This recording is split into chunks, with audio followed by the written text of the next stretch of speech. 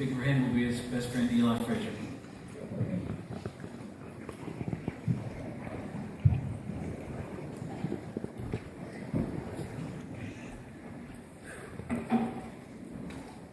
I know it's not one of the most common things, being younger than the person that you're speaking for, but if you know Tanner, then you know that it doesn't take very long to know what kind of person he is and the kind of character that he has. But first, I'm just going to let you learn a little bit about Tanner. His sense of humor is really crazy. He got voted most sarcastic in the Who's this year in our school, and if you know him, you know why. And it's just really hard to be around him without smiling and laughing. He's a great guy to be around. But not only that, his athletic ability. He was the starting shortstop for our baseball team since 10th grade when they won a state championship ring. And he was the Larry Bird of our basketball team.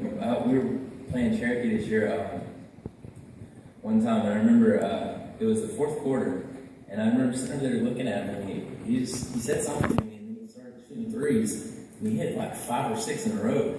You know, it's crazy. I was just thinking, when is this guy gonna cut out? But yeah, he's really, really athletic and stuff. But more about his character-wise, I think one of the things that stands out when it comes to Tanner, to me or to whoever, is how much God uses him as an example.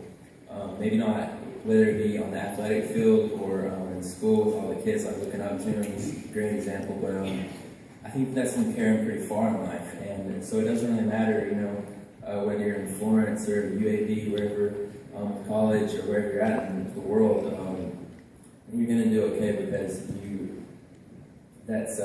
because the way that he uses you as an example and things, and no matter what life throws at you, you're going to be able to take that because of the firm foundation that you've built over the years at Underwood and SCS, and that strong foundation is always going to be there for you to fall back on. But they told me I had to have a story, so I said that was probably the hardest part because there's so many. There's just over all the years, all the memories we've made. But one that comes to mind is one more recent one. When we were at, we took a senior class trip to Orlando, Florida, and one of the days we were in Universal theme park, and there was this roller coaster that seriously, I'm not kidding when I say it goes completely up, straight up, and then just straight down. And so after me and Tanner rode this about 30 times, we came up with this big plan. We went back to the hotel and got this little string of beads that goes around your neck. And with after that, a little bit of planning, he got in front of the line, and then I went to the back. And so we were thinking, when this roller coaster comes down, you're just going to let go of the beads, and we'll see if I can catch up to him. Mm-hmm.